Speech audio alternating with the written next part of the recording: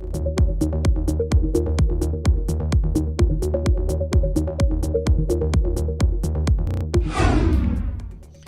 and welcome to iReports here on CNN.com. I'm Kirsten Kloss. Thanks for watching.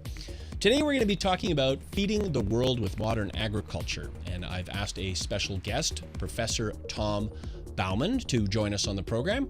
Well, Tom is a professor of horticulture at the University of Fraser Valley in British Columbia, Canada, and he's been doing so for 24 years now.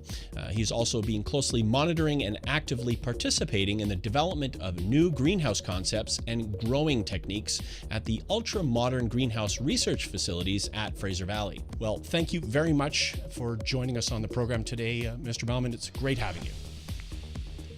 Thank you for the invitation.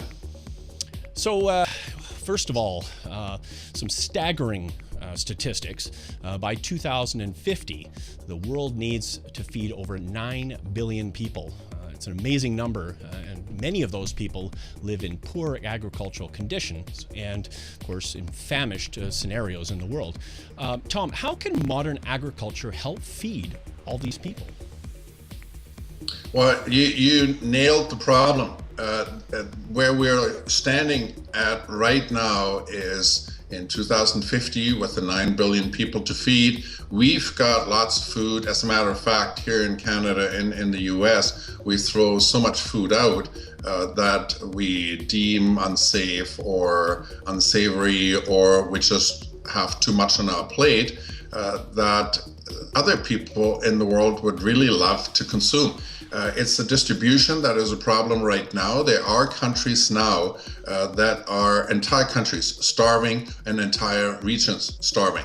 So modern agriculture now has to come up. We're adding another 2 billion people by 2050, and we need to feed them. We've already run out of agricultural land, and we're more and more running out of agricultural land in every single country on the planet. And if we think here in Canada, in the US, we've got plenty of land. Yes, we do, but not for agriculture. So modern agriculture has to pick up the slack. Of course, this is where my greenhouse concepts come to play. Well, maybe you should elaborate a bit on this idea of greenhouses. So what are some of the newest concepts that you're seeing in greenhouse production?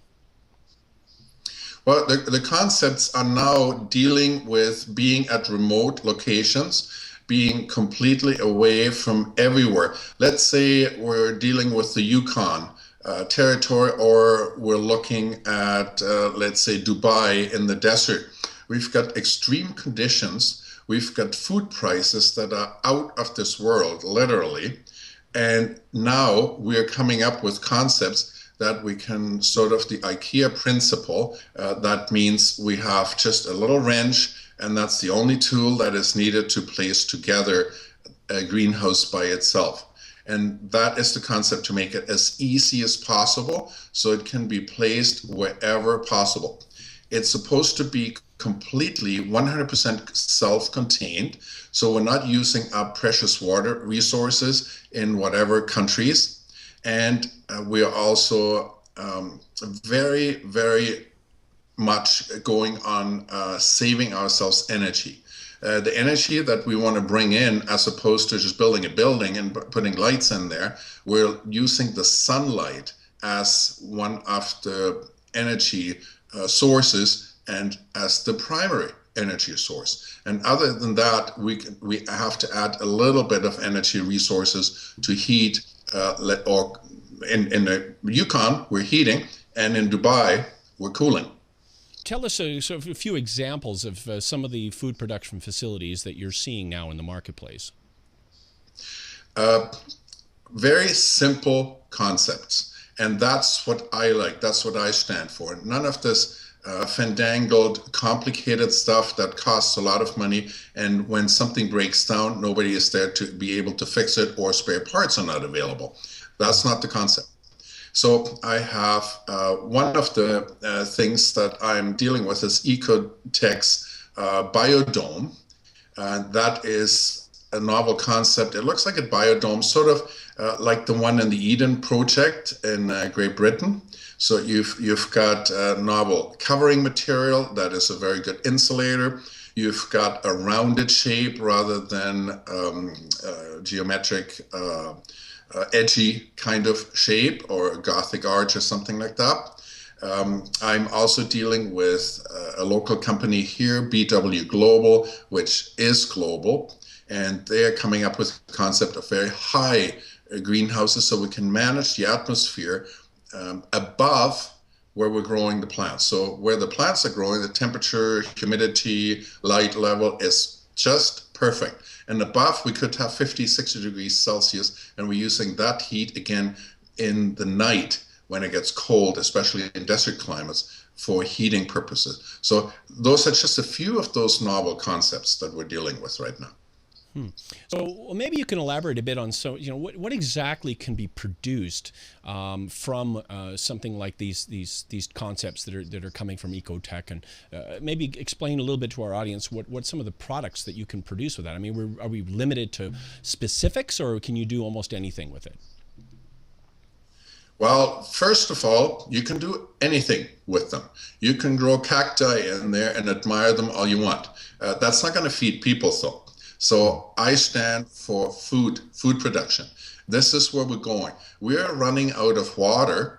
If you listen to the problems that California is having right now with drought, and Texas and a whole bunch of droughts in other countries, we're now looking at making sure water and food production are ramped up. If you have access to water, you have access to food, you will be with the future. Right now, what I'm dealing with is tomatoes, peppers, cucumbers, strawberries, herbs. Those are just a few examples, but every single one of them deals with food. What we're adding now, because we also have a dearth of protein in the world, and the oceans are not as productive as they used to be, etc., etc.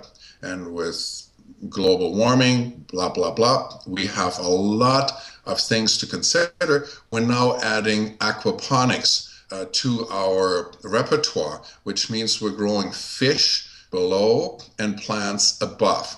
And what comes out of the backside of the fish becomes the food for the plants. And whatever plant detritus we have at the end, instead of composting it, we make fish food out of it. Obviously, you're solving some problems out there. Maybe you can elaborate on some of what's this actually solving. Do you have kind of a range of solutions that you're able to accomplish here? Good question. This is what I'm dealing with. Everybody that comes to me and says, can we do this, can we do that, has a different range of things they want to cover. So yes, there are different options. From having a greenhouse in, let's say, the Fraser Valley or somewhere in Ontario or somewhere in Arizona, it's pretty simple. You build a greenhouse, you grow the crop, you've done your work that you can actually sell the crop, and you're doing that growing of the crop with the most restrictive conditions possible when it comes to using energy and water. We're trying to recirculate all the water, even out of the air.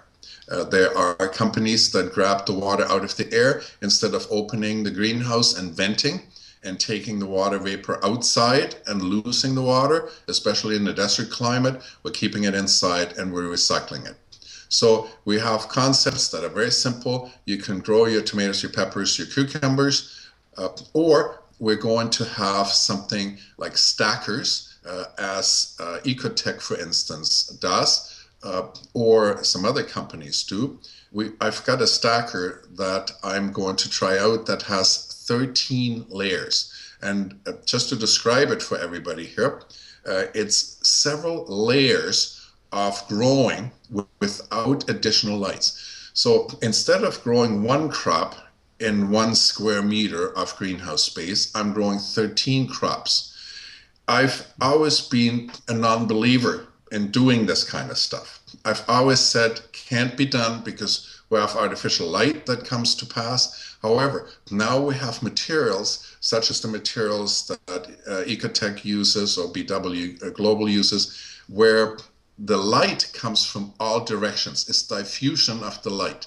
The light comes into the greenhouse. When you stand in the greenhouse, you don't throw a shadow, and neither do the plants. That means the light goes to the lowest level and the top level. You don't get this burning of the leaves on the top and darkness at the bottom as conventional greenhouses, or a conventional crop outdoors. Now we can actually do this without additional light input. We can actually grow a crop in the lower regions and in the top regions. Pretty fascinating developments. Obviously, it's going to solve a major problem. From what you've mentioned, growing conditions are one. Obviously, there's issues with food quality and water shortages. What exactly are you going to strive for moving forward? My ultimate goal is that we are able to feed everybody in the world. And of course, that's not done single-handedly by Canada or by the US or by the Europeans or anybody else. This is the global community has to pull together to work on that.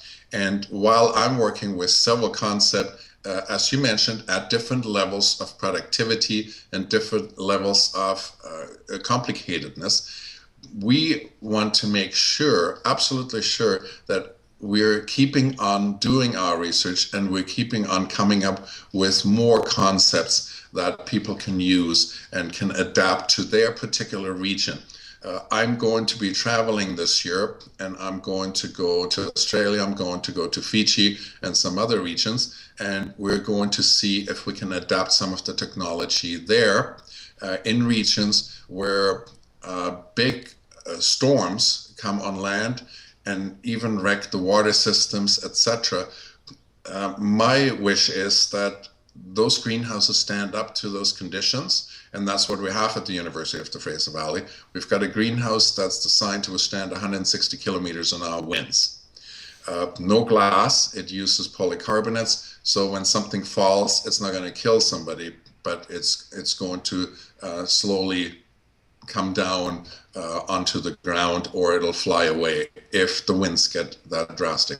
So ultimately, I want to make sure that a recovery period is easy to do, and we are bringing food to regions that right now do not have any food.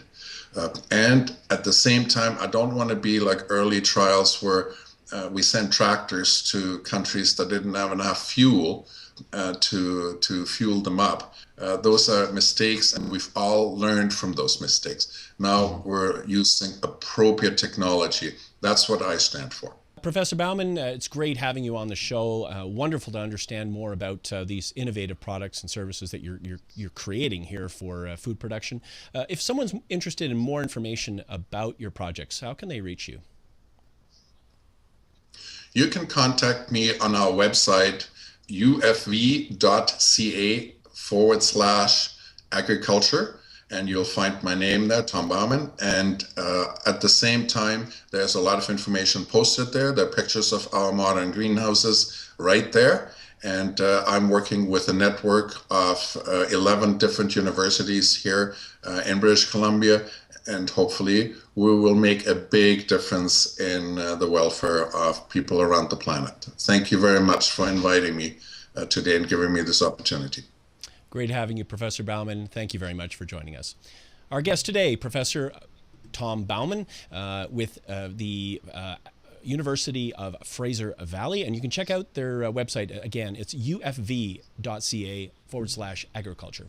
You're watching our reports here on CNN.com. I'm Kirsten Kloss. Thank you all for watching. Bye for now.